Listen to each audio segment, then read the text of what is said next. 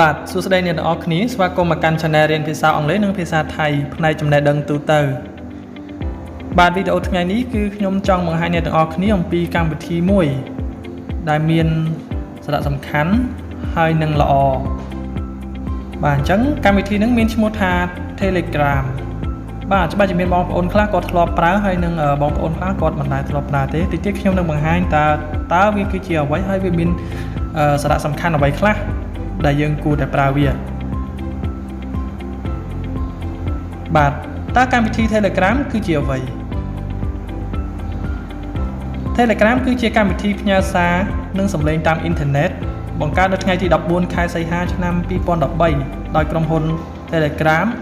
LLC Telegram Messenger Inc កម្មវិធី Telegram នេះមានប្រើនៅលើប្រតិបត្តិការ Android iOS Windows Phone Windows Mac OS និង Linux អ្នកប្រើប្រាស់អាចផ្ញើសារផ្ញើរូបថតវីដេអូសំឡេងនិងឯកសារគ្រប់ប្រភេទបាទអញ្ចឹងសម្រាប់អ្វីដែលខ្ញុំបានប្រើកន្លងមកជាមួយវាគឺវាប្រៀបដូចជា Messenger យើងអញ្ចឹងអាចផ្ញើរូបផ្ញើសារជាសំឡេងផ្ញើជាវីដេអូ call វីដេអូ call ជាសំឡេងហើយនឹងផ្ញើឯកសារបានគ្រប់ប្រភេទប៉ុន្តែសួរតែតើវាខុសគ្នាត្រង់ណារវាង Messenger ហើយនឹងមួយទៀតគឺកម្មវិធី Line បាទអ្នកខ្លះគាត់ធ្លាប់ប្រើដែរគឺកម្មវិធី Line គឺវាស្រដៀងគ្នាបាទអញ្ចឹងចង់ដឹងថាហេតុអីខុសគ្នាត្រង់ណាតើវាមានអីគួរឲ្យទាក់ទាញ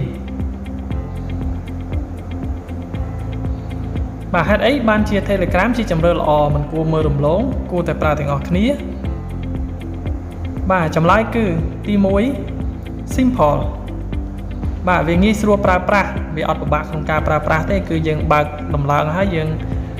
ប្រើជាមួយលេខទូរស័ព្ទផ្ទាល់ខ្លួនរបស់យើងហើយយើងអាច add ដោយប្រើលេខទូរស័ព្ទរបស់មិត្តភ័ក្តិរបស់យើងដែលគាត់ប្រើកម្មវិធី Telegram នឹងដូចគ្នាគឺងាយស្រួលប្រើសម្រាប់platform របស់វាទម្រង់របស់វាគឺងាយស្រួលប្រើទី2 private បាទលក្ខណៈឯកជនមានន័យថាម៉េចលក្ខណៈឯកជននេះគឺមានន័យថាវាមិនទ្រុទៅទេតើតើអ្នកមានលេខទូរស័ព្ទ add គ្នាបានអាចឃើញគ្នាបានអាចជា friend គ្នាបានវាអត់ជា public ដូច Facebook ទេបាទហើយ scene នេះគឺមានន័យថាការតភ្ជាប់ប្រើបានច្រើន device ច្រើនប្រភេទវាដូចជាឧទាហរណ៍ថាយើង scene ជាមួយអីគេ scene ជាមួយ Gmail ឬក៏ scene ជាមួយ email អីផ្សេងជាមួយ account ផ្សេងបាទមានន័យថាឧទាហរណ៍ថាយើងមាន contact ជាលេខជាព័ត៌មានអីយើងអាចភ្ជាប់ជាមួយគ្នាបានប៉ុន្តែខ្ញុំគិតថាពេលខ្លះវាមិនសំខាន់ណាស់ទេត្រង់កន្លែង scene ហ្នឹងបាទប៉ុន្តែអ្នកដែលគាត់យល់ច្បាស់គាត់ដឹងថាវាមានប្រយោជន៍បាទ fast ផ្ញើសារលឿនជាងកម្មវិធីដទៃបាទសម្រាប់រយៈពេលនៃការផ្ញើសាររបស់វាគឺវាលឿនមែនតាមបទពិសោធន៍ដែលខ្ញុំធ្លាប់ប្រើវាលឿនជាង Messenger លឿនជាង Line ទៀតពីព្រោះខ្ញុំប្រើទាំងអស់កម្មវិធីពីព្រោះទៅតាមការងារដែលខ្ញុំត្រូវធ្វើខ្ញុំត្រូវប្រើវាបាទ powerful បាទអញ្ចឹងឥទ្ធិពលរបស់វាល្អផ្ញើឯកសារមិនកំណត់រយៈពេលហើយមានទំហំរហូតដល់2 GB បាទអ្នកទាំងអស់គ្នាសារនឹកមើលទៅថាកម្មវិធីផ្សេងធ្វើបានដូចវាអត់ត្រង់ចំណុចនេះគឺខ្ញុំ recommend អ្នកទាំងអស់គ្នាឲ្យប្រើប្រាស់កម្មវិធី Telegram ហ្នឹងត្រង់កន្លែងហ្នឹងចំណុចពិសេសគឺត្រង់កន្លែងហ្នឹងបាទផ្ញើឯកសារមិនកំណត់រយៈពេលមានន័យថាអ្នកទាំងអស់គ្នាចង់ប្រើរាប់ឆ្នាំរហូតគឺវាមិនចេះបាត់ទៅណាទេឯកសារនៅក្នុង Telegram ហ្នឹងទំហំ file របស់វាផ្ញើរហូតដល់2 GB បាទធំមែនទែន2 GB បាទបើខ្ញុំប្រើទៅតាម Line ឬក៏ Facebook Messenger មិនដល់ថ្នាក់ហ្នឹងទេបាទប្រើអស់ហើយត្រឹម2-3 មេអីវាអាចឲ្យយើងនឹងផ្ញើជា link បែប Google device Google Drive វិញបាទហើយសម្រាប់ឯកសារមានរយៈពេលកំណត់ឧទាហរណ៍ Line គឺវាមានរយៈពេលកំណត់កាលណាដែលអ្នកទាំងអស់គ្នាផ្ញើរូបផ្ញើឯកសារអ្វីទាំងអស់ចូលទៅក្នុង Line រយៈពេលរបស់វាបានតែខ្ទង់តែ2 អាទិត្យទេ2 អាទិត្យ គឺវានឹងout of date ហើយវានឹងផុតរយៈពេលកំណត់របស់វាយើងអាចបើកមើលបានទេបាទអាហ្នឹងសម្រាប់អ្នកប្រើ LINE ប៉ុន្តែ Telegram នេះគឺអ្នកទាំងអស់គ្នាអាចផ្ញើជាឯកសារអត់មានរយៈពេលកំណត់ជាមួយវាហើយផ្ញើដល់ទំហំធំទៀតបានរហូតដល់ 2G បាទយើងគិតមើលទៅយើងអាចផ្ញើបានវីដេអូមួយរឿងបាទវីដេអូមួយរឿងគឺវាត្រឹមខ្ទង់តែ 1G ជាងឬក៏500 មេ 900 មេអីហ្នឹងអាចផ្ញើទៅបានបាទហើយមួយទៀតចំណុចមួយទៀតគឺ open source ហ្នឹងគឺអាចឲ្យយើងបញ្ចូលកូដបានដោយសេរីមានន័យថាម៉េចបាទអាហ្នឹងសម្រាប់អ្នកដែលគាត់ចេះកូដខ្លះគាត់នឹងយល់ហើយថា open source ហ្នឹងធ្វើយ៉ាងម៉េចហ្នឹងមានន័យថាយើងអាច design អ្វីមួយនៅលើ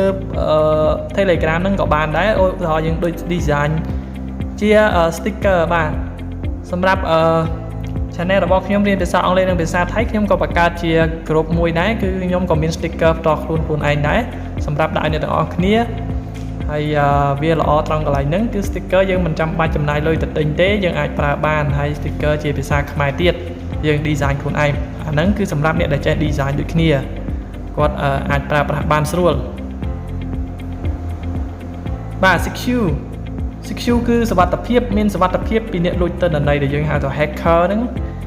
បាទអញ្ចឹងវាលក្ខណៈ private បែបហ្នឹងគឺមិនងាយមានអ្នកណាមកដឹងថាយើងនឹងទៅប្រើវាហើយក៏គេមិនមានអ្នកណាដឹងថាឯកសារយើងហ្នឹងវាផ្ញើចូលហើយយើងអាចលួចយកបានទេគឺខាង Telegram គេធានាសុវត្ថិភាពឲ្យយើងគឺមិនមានការបាត់ទិន្នន័យរបស់យើងទេគឺអ្វីដែលយើងដាក់ចូលហ្នឹងគឺគ្មានការលួចឡើយបាទបន្តមកទៀតគឺ social តាក់ទងនឹងសង្គមបណ្ដាញសង្គមបាទអាចបង្កើត group ដូច Facebook បានដូចគ្នាប៉ុន្តែវាមិនមែនលក្ខណៈ public ដូច Facebook ទេបាទ group ហ្នឹងគឺយើងបង្កើតលក្ខណៈ private គ្នាយើងដែលអាចដាក់សមាជិកបានរហូតដល់200000 នាក់បាទ200000 នាក់ច្រើនដែរអ្នកនរគ្នាមិនតិចទេណា200000 នាក់បាទប៉ុន្តែគុណសម្បត្តិវាដាក់បាន200,000 នាក់តែគុណវិបត្តិរបស់វាគឺបើសិនជាអាចដាក់បានរហូតច្រើនរហូតទៅតែល្អបាទតែវាមិនជាបញ្ហាអ្វីទេហើយបន្តទៀតគឺ expressive តាក់ទងនឹងភាពស្រស់ស្អាតនឹងការមើល platform interface របស់វាផ្ទាំងរបស់វាគឺរីករាយជាមួយនឹងការលេង style sticker ហើយក៏មានជាច្រើនទៀតដែលយើងដល់ពេលដែលយើងប្រើយើងអាចស្រាវជ្រាវខ្លួនឯងបានបន្ថែមណាអ្នកនរគ្នាពិតជាល្អមែនទែន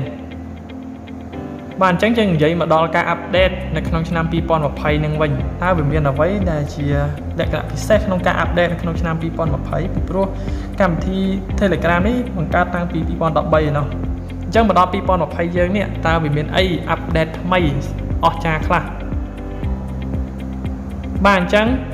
យើងអាចតាំង profile ជាវីដេអូបានបាទអូពិតជាល្អមែនហើយអាចចែករំលែកឯកសាររហូតដល់ 2GB ហើយនឹងមានច្រើនទៀតបាទល្អបាទអាចតាំង profile ជាវីដេអូបានអញ្ចឹងដូចមើលទៅក្នុងរូបដែលខ្ញុំដាក់មកហ្នឹងគឺវាមានការតាំង profile ជាបែបវីដេអូណាអ្នកនរគ្នាពេលដែលអ្នកនរគ្នាប្រើអ្នកនរគ្នាអាចចូលទៅកន្លែង profile ហើយ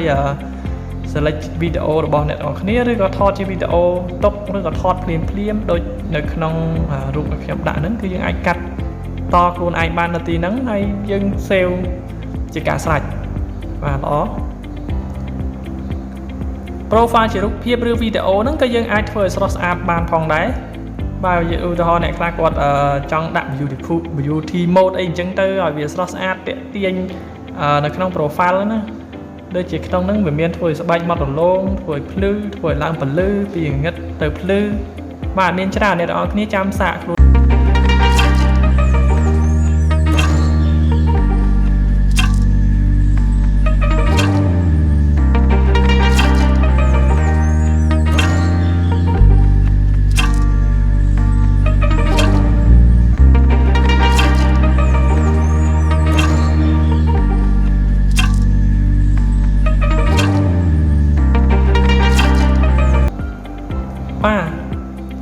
គណនី3ក្នុងកម្មវិធីតែមួយ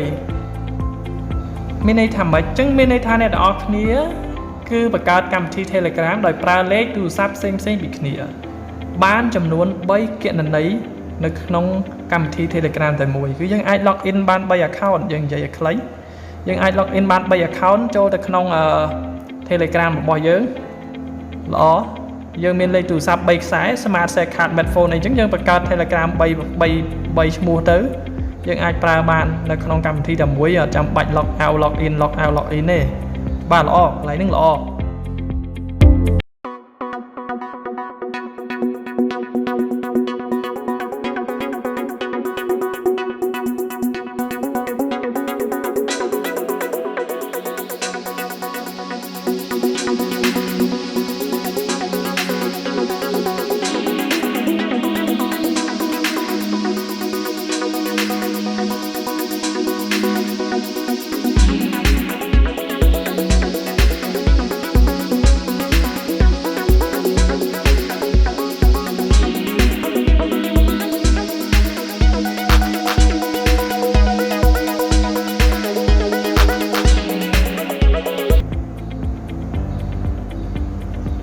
តាំងពីឆ្នាំ2014មកអ្នកប្រើប្រាស់ Telegram ចែករំលែកឯកសារបានតែទំហំ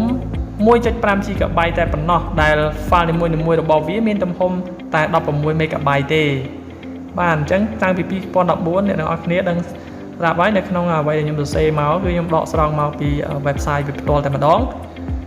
គឺប៉ុន្តែពេលមកដល់បច្ចុប្បន្ន2020នេះគឺអ្នកទាំងអស់គ្នាអាចផ្ញើឯកសារដោយគ្មានកំណត់គ្រប់ប្រភេទហើយទំហំបានរហូតដល់2 GB ឯណោះបាទក្នុង file នីមួយៗណាមិនមែន16 MB ដូចពីមុនទេគឺ2 GB ក្នុង file នីមួយៗអញ្ចឹងផ្ញើម្ដង 2G ម្ដង 2G ម្ដង 2G បាទធំគ្រាន់បើអញ្ចឹងខ្ញុំគិតថាលក្ខណៈពិសេសរបស់វាគឺអាចទទួលយកបានហើយនឹងល្អសម្រាប់ខ្ញុំដែលការប្រើប្រាស់ឯកសារឬក៏ផ្ញើទៅមិត្តភ័ក្តិជាវីដេអូជាសំឡេងជាបទចម្រៀងបាទខ្ញុំគិតថាអ្នកទាំងអស់គ្នាគួរតែប្រើ Telegram នេះគឺល្អបាទល្អជាង Line ល្អជាង Messenger ត្រង់បែបហ្នឹងបាទអញ្ចឹងកម្មវិធីមួយមិនមែនថាវាមិនល្អប្រើទេគឺវាអាស្រ័យទៅលើការប្រើប្រាស់របស់អ្នកទាំងអស់គ្នានិងប្រយោជន៍របស់អ្នកទាំងអស់គ្នាដែលអ្នកទាំងអស់គ្នាគិតថាវាមានប្រយោជន៍ប៉ុន្តែបើកម្មវិធីដែលអ្នកទាំងអស់គ្នាដែលមិនចំគោលដៅរបស់អ្នកទាំងអស់គ្នាថាមានប្រយោជន៍ទេគឺវាគ្មានប្រយោជន៍ទេបាទប៉ុន្តែយើងមិនអាចទៅបន្ទោសកម្មវិធីថាកម្មវិធីនេះគឺវាមិនគ្មានប្រយោជន៍បាទវាគ្មានប្រយោជន៍សម្រាប់អ្នកដែលគិតថាគ្មានប្រយោជន៍ប៉ុន្តែវាមានប្រយោជន៍សម្រាប់អ្នកដែលគិតថាមានប្រយោជន៍បាទអញ្ចឹងចំណាប់អារម្មណ៍អ្នកទាំងអស់គ្នាយ៉ាងម៉េចដែរចំពោះកម្មវិធី Telegram នេះបាទសម្រាប់ខ្ញុំគិតថាល្អហើយខ្ញុំក៏កំពុងតែប្រើប្រាស់វាដែរអញ្ចឹងអ្នកទាំងអស់គ្នាអាចសាកល្បងទាញយកដោយខ្លួនឯងដោយចូលទៅក្នុង Play Store សម្រាប់ Android phone ឬក៏សម្រាប់ iOS អាចចូលទៅក្នុង App Store download វាបានឬក៏ចូលទៅកាន់ website telegram.org ក៏បានដែរយើងអាច search នៅក្នុង Google ក៏ឃើញដែរបាទនិយាយរួមទៅគឺវាឲ្យយើង download ដោយមិនគិតថ្លៃបាទអញ្ចឹងអរគុណអ្នកទាំងអស់គ្នាក្នុងការទស្សនាវីដេអូរបស់ខ្ញុំហើយខ្ញុំសង្ឃឹមថាអ្នកទាំងអស់គ្នានឹងទទួលបានអត្ថប្រយោជន៍ពីកម្មវិធីមួយនេះហើយបើសិនជាអ្នកទាំងអស់គ្នាមានចម្ងល់អ្នកទាំងអស់គ្នាអាច comment ខាងក្រោមសួរបានហើយតាក់ទងទៅនឹងការបង្កើតអីមួយបើសិនធ្វើអីមួយឬក៏ចំណេះដឹងអីមួយដែលអ្នកទាំងអស់គ្នាចង់ដឹងអ្នកទាំងអស់គ្នាអាច comment ខាងក្រោមបានបាទខ្ញុំនឹងឆ្លើយតបទៅអ្នកទាំងអស់គ្នាទោះបីជាខ្ញុំមិនទាន់មានពេលទំនេរប៉ុន្តែខ្ញុំនឹងឆ្លើយតបទៅអ្នកទាំងអស់គ្នាថាខ្ញុំនឹងអាចធ្វើឲ្យបានពេលណាខ្ញុំនឹងធ្វើឲ្យបានអញ្ចឹងអ្វីដែលខ្ញុំអាចធ្វើបានលឿនខ្ញុំនឹងធ្វើបានដើម្បីឲ្យអ្នកទាំងអស់គ្នាបានមើលកាន់តែឆាប់រហ័សបាទអញ្ចឹងកុំភ្លេចជួយ Subscribe ហើយនឹង Like វីដេអូនេះផងហើយកុំភ្លេច Like Facebook Page របស់ខ្ញុំហើយបើអ្នកទាំងអស់គ្នាចង់រៀនភាសាអង់គ្លេសនិងភាសាថៃសូមចូលរួមជាមួយក្រុមរបស់ខ្ញុំហើយនឹងតាមដានpage Facebook របស់ខ្ញុំតាក់ទងនឹងមេរៀនបាទអញ្ចឹងអរគុណអ្នកទាំងអស់គ្នាជួបគ្នានៅវីដេអូក្រោយបាយបាយ